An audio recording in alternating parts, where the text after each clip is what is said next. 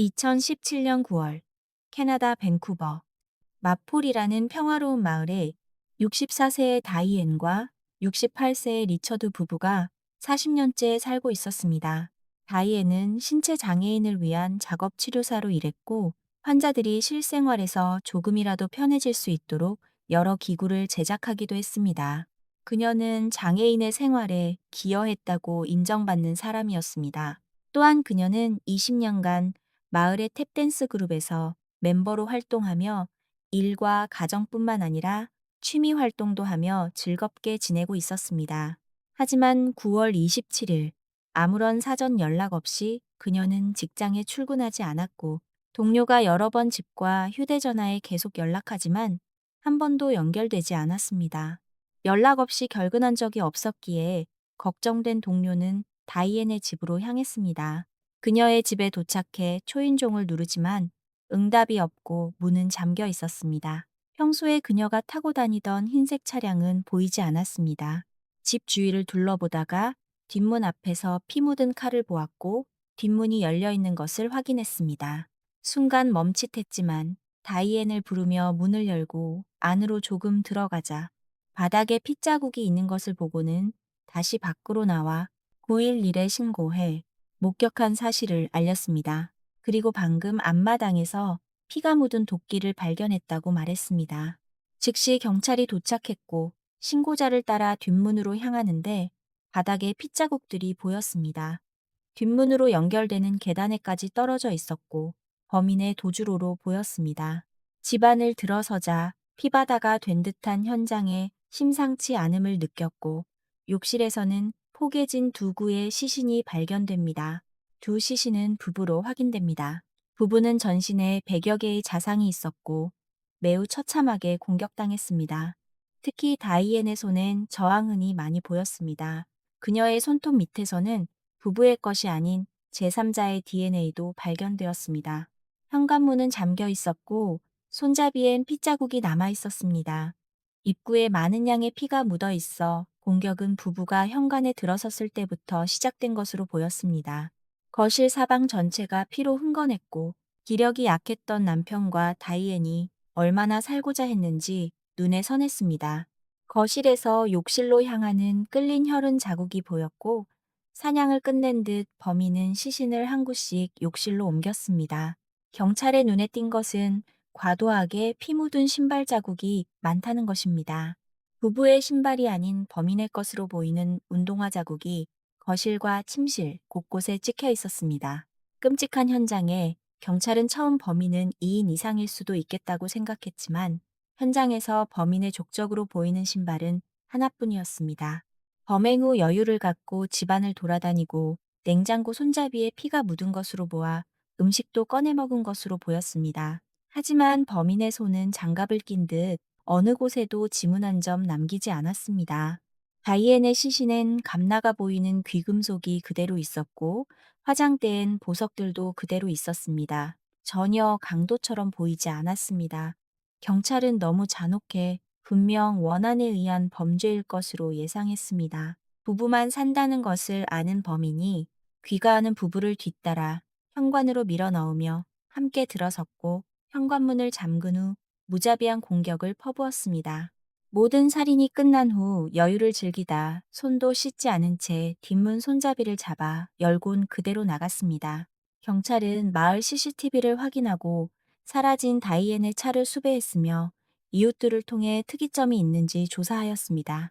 기존 데이터베이스에서 DNA를 조회하지만 일치하는 인물은 없었습니다. 부부는 평소 이웃들과 원만한 관계를 유지하고 있었고 직장이나 사적 관계에서도 원한을 살 사람들이 아니었습니다. 다이앤은 사건 당일인 9월 26일 오후 탭댄스 모임에서 머지않아 있을 공연 연습을 했고 이후 7시 10분경 부부가 쇼핑하는 모습이 목격되었습니다. 7시 59분 마을 입구 CCTV에 부부의 차량이 지나가는 모습이 찍혔고 8시 5분쯤 집에 도착했을 것으로 보였습니다. 집을 비추는 CCTV는 없었기에 이후의 상황은 추리에 의존해야 했습니다.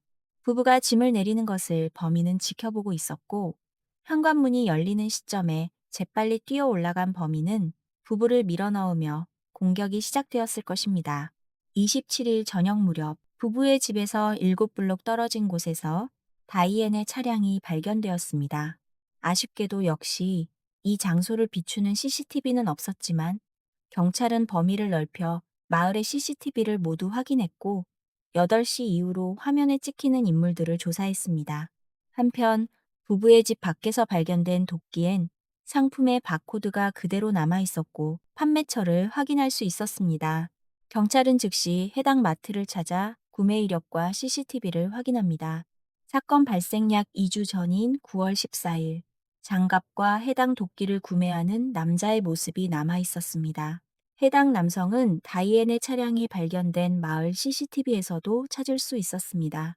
그는 25살의 로키 람보 웨이남 캄이라는 인물이었고, 홍콩 출신으로 10대의 이민와 대학에서 경제학까지 공부했지만, 현재 별다른 직업이 없었던 것으로 확인됐습니다.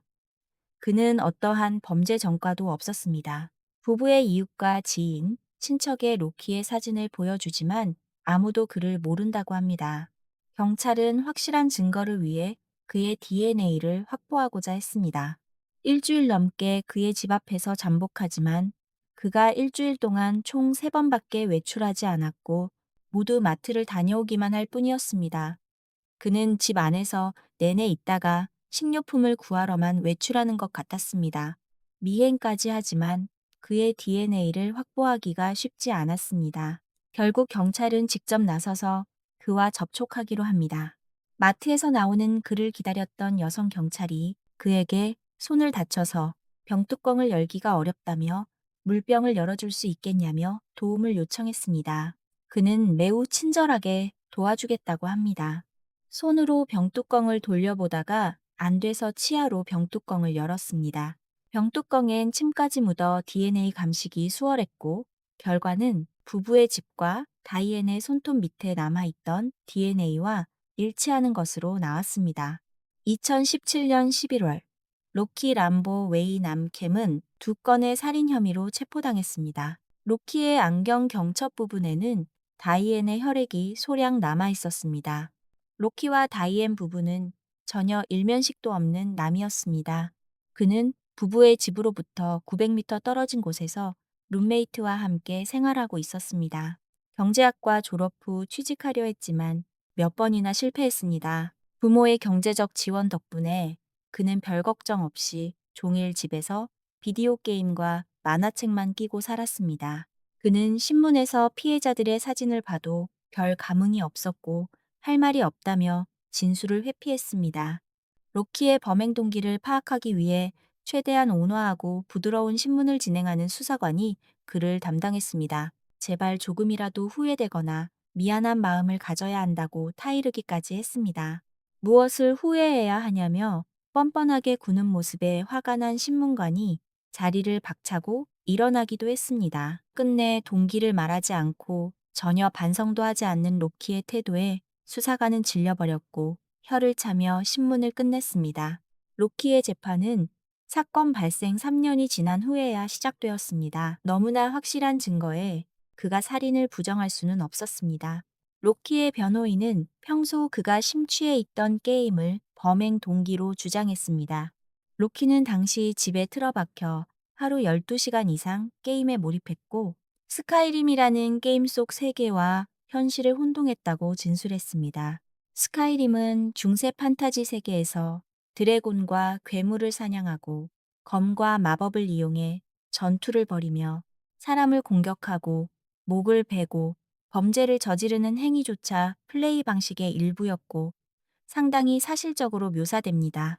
로키는 법정에서야 자신의 범행 과정을 설명했습니다. 그는 사건 당일 밤 하루 종일 게임을 하다가 가방에 도끼를 넣고 옷주머니엔 작은 칼을 소지한 채 길을 걷고 있었습니다. 우연히 집 앞에 정차하는 다이앤의 차를 받고 나무 뒤로 몸을 숨겨 장갑을 꼈습니다. 짐을 들고 현관으로 향하는 다이앤을 뒤쫓아 올라갔고 인기척에 놀란 다이앤은 재빨리 문을 닫으려 했습니다. 하지만 로키의 힘으로 현관문을 당기자 문은 열렸고 그때부턴 거침없이 칼을 휘둘렀습니다. 잔인한 공격에 부부는 쓰러졌고 한숨 돌리는데 다이앤의 남편 리처드의 신음소리가 들렸습니다. 수십 번 이상 공격했는데도 살아있는 것에 놀란 그는 가방에서 도끼를 꺼내듭니다. 그는 당시에 그저 자신이 스카이림 속에서 커플을 공격하는 게이머일 뿐이었다고 주장했습니다.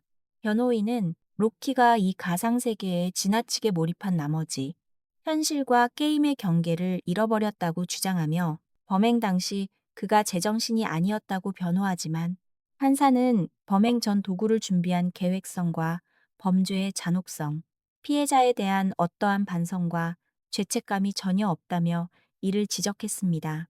특히 범행 후 피해자의 집 안을 돌아다니며 음식을 꺼내 먹은 행동은 그가 자신의 범죄를 얼마나 가볍게 여기고 있었는지를 보여주고 있었습니다. 검찰은 로키에게 50년형을 구형했으나 판사는 최종적으로 25년 후 가석방이 가능한 종신형을 선고했습니다. 로키는 끝까지 자신의 범행에 대해 제대로 된 이유를 설명하지 않았습니다.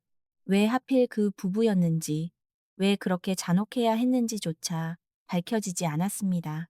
아무 이유 없이 평범한 노부부를 잔혹하게 살해한 그는 끝내 피해자들에게 단 한 번의 사과도 남기지 않았습니다.